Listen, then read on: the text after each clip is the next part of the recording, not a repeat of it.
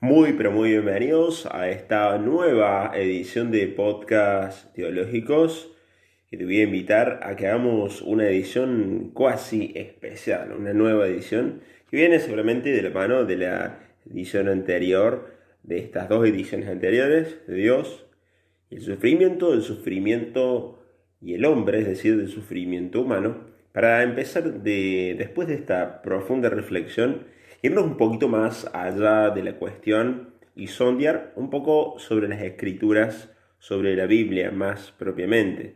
Recordemos que toda reflexión teológica nace de su fuente objetiva, que es la palabra de Dios, que es la Biblia, conformada por el Antiguo y el Nuevo Testamento. No es la única fuente de revelación, pero es la fuente de revelación en la que Dios se da a conocer de manera más objetiva, pero también sabemos y conocemos que Dios no se encierra solamente en la Biblia y sabemos que la Biblia no es Dios, sino que su palabra, la palabra de Dios, esa palabra que viene por medio del Espíritu, se da a conocer en muchísimos lugares, que los especialistas llaman los lugares teológicos y que son diversos, ¿sí? Puede ser en la comunidad eclesial a la cual pertenezcas, pero también el mundo mismo nos habla de Dios y muchas veces sin quererlo, y Dios nos habla en el mundo, no solamente en la iglesia.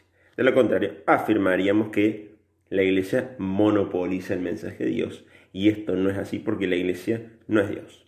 Pero vayamos un poquito sobre el tema central. Antes te invito a que busques un poquito ahí en tu casa si tenés una Biblia, y si no tenés una Biblia en tu casa y si estás en otro lugar, que agarres tu teléfono, que agarres tu celular, que agarres tu móvil, como quieras llamarlo, y bucees un poco en Google, ¿sí? Vayas al libro del Génesis, pone en Google Génesis 3, capítulo 3, y vamos a analizar todo este capítulo con la única cuestión y con la única intención de responder a la pregunta: ¿de dónde viene el sufrimiento? ¿Sí?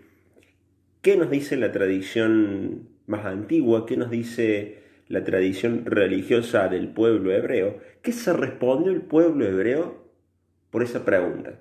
Fíjense, nosotros ya dijimos un poquito las dos opciones de dónde venía el sufrimiento en el podcast anterior, pero ahora vayamos al fondo de dónde viene este planteamiento. ¿Cómo el pueblo hebreo va a llegar a resolver esa pregunta?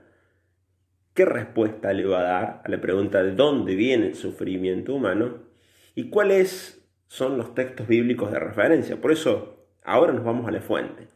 Ya vimos un poquito la reflexión un poco más especulativa. Ahora te invito a que vayamos de lleno y entremos en la fuente, que es la Biblia. Te repito, Génesis capítulo 3. Los versículos los vamos a ir viendo, pero en teoría es todo el capítulo del Génesis. Entonces, con que busques en Google Génesis capítulo 3, puedes poner Génesis 3 o GN3.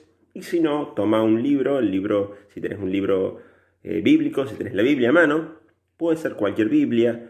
¿Sí? Yo recomiendo algunas traducciones. Yo en este momento estoy usando la Biblia latinoamericana. ¿Sí? Es una traducción, se pueden buscar otras. Si al momento de leer, el momento en el que vayamos leyendo, te vas dando cuenta que no coinciden algunos términos con algunas palabras, es lo más normal porque hay distintas traducciones. Salvo, te vuelvo a repetir, a que busques la misma traducción que yo estoy utilizando en este momento, que es la Biblia latinoamericana, ¿sí? Puedes usar diferentes traducciones bíblicas. ¿A qué me refiero? Voy a hacer un paréntesis con traducciones. La Biblia en original está en hebreo y en griego.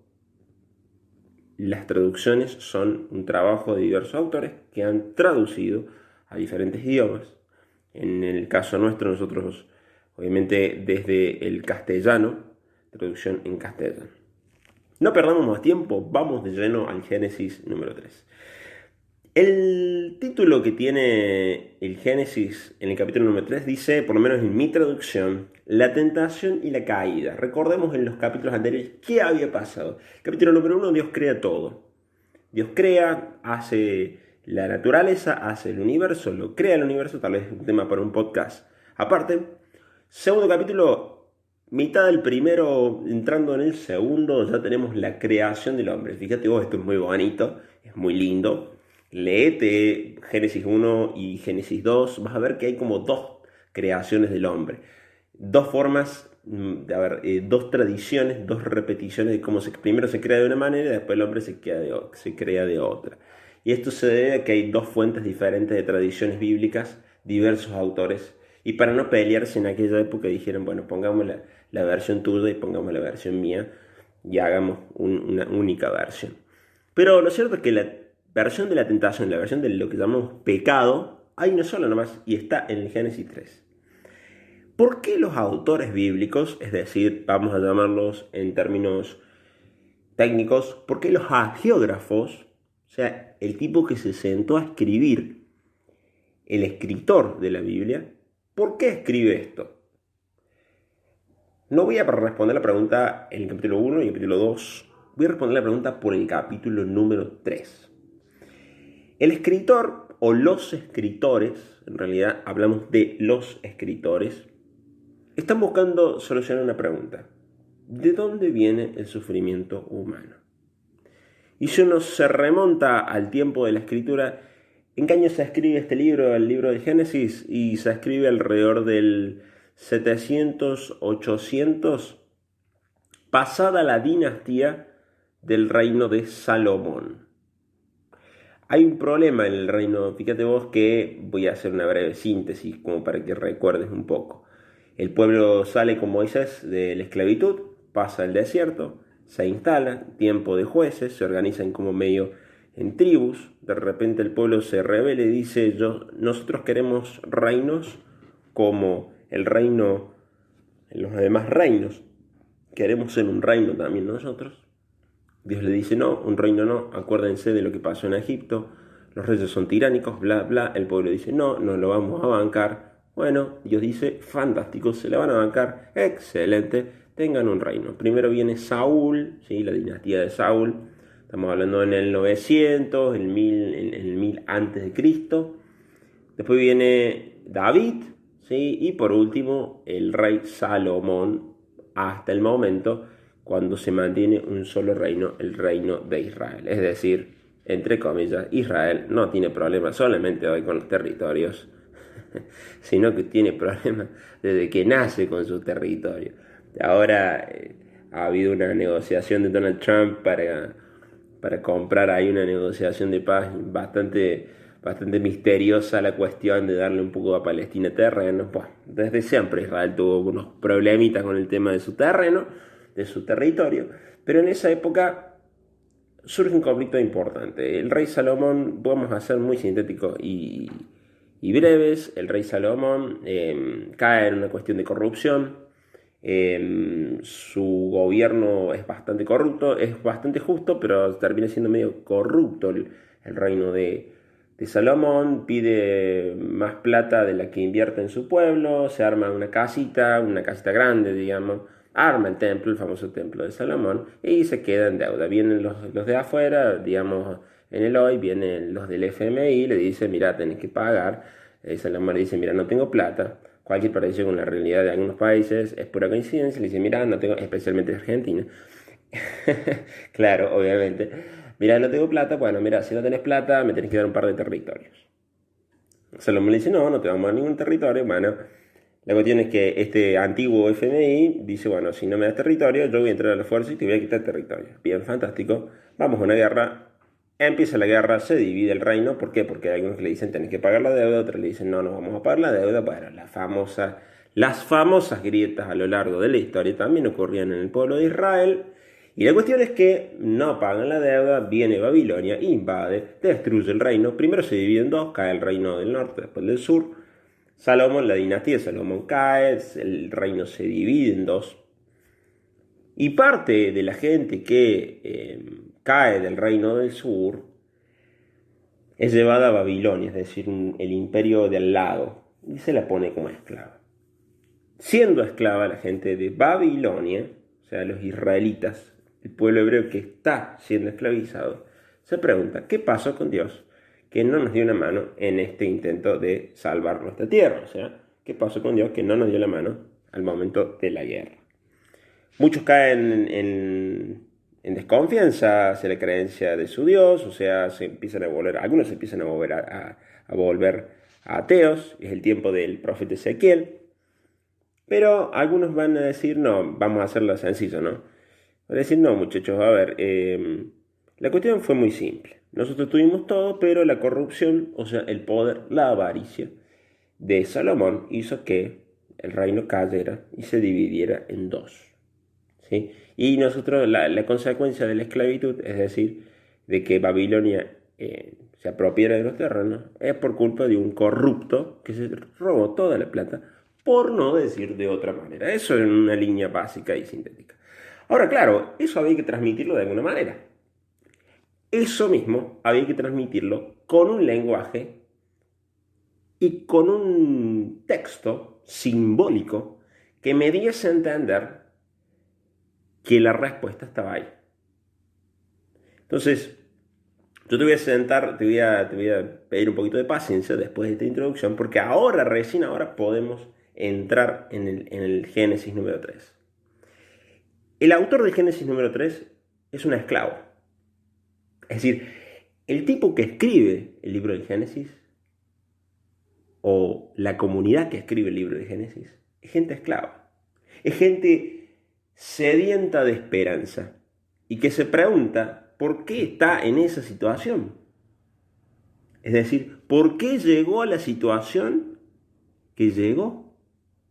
¿Por qué está siendo esclavizada? Y van a responderse de esta manera con un hermoso texto, es decir, con un hermoso entretejido bíblico, que dice de la siguiente forma. Génesis 3.1. Biblia en mano, celular en mano, Google en mano, lo que tengan a mano, vale, porque le vamos a entrar. Capítulo 3, versículo 1. La serpiente era el animal más astuto de todos los animales del campo que Dios había hecho. Entonces dijo a la mujer, acá hay algo muy lindo, ¿por qué aparece en este jardín del Edén una serpiente como manera de la tentación y no aparece un león, no aparece un delfín, no aparece un cangrejo? Bueno, me es difícil que me ser un cangrejo, pero bueno, no aparece un escarabajo, bueno, una lagartija, lo que se te ocurra, digamos. ¿Por qué aparece la serpiente y no otro bicho y no otro animal? La serpiente en la dinastía de Salomón era la simbolización de Astarte, es decir, de la diosa de la fecundidad.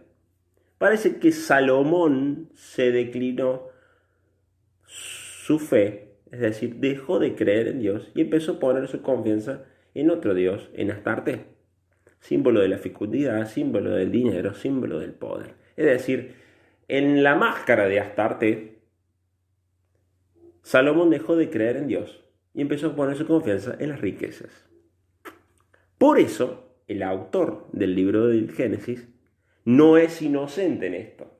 No pone un león como tentación, pone una serpiente, porque sabe que la serpiente era el símbolo de Astarte, a quien Salomón en un momento de su vida empezó a adorar. Es decir, Salomón dejó de creer en Dios y comenzó a creer en el dinero, para hacerlo fácil. La serpiente, a ver, digamos, recordemos que es un libro mítico, ¿no? Las serpientes no hablan, ¿no? Ya la tenemos más que clara, eso, salvo que veas la película esta del doctor que habla con los animales, bueno, una cuestión fantástica, ¿no? Pero es un mito, ¿sí? La serpiente dijo a la mujer, ¿es cierto que Dios les ha dicho, no coman de ningún árbol del jardín? Fíjense, la serpiente como símbolo de la tentación, también símbolo de Astarte, entra en diálogo con la mujer, pero tergiversa la orden de Dios. ¿Cuál fue la orden de Dios? Pueden comer de todos los árboles, en Génesis 2, ¿no? Pueden comer todos los árboles del jardín, menos el árbol que está en el medio, que guarda, no es el manzano, guarda con eso, ¿no? Menos el árbol que está en el medio, que es el árbol del bien y del mal. Acá uno tiene que hacer un paréntesis. Vamos a Génesis número 2. Tiene que hacer el famoso flashback. O sea, el retroceso para atrás. ¿Por qué Dios no quiere que coma de este árbol? ¿Qué significa este árbol? Este árbol no es un árbol del manzano, no es una pera, no es un olivo, no es nada. Es el famoso árbol del bien y del mal. Ahora, ¿qué significa bien y mal?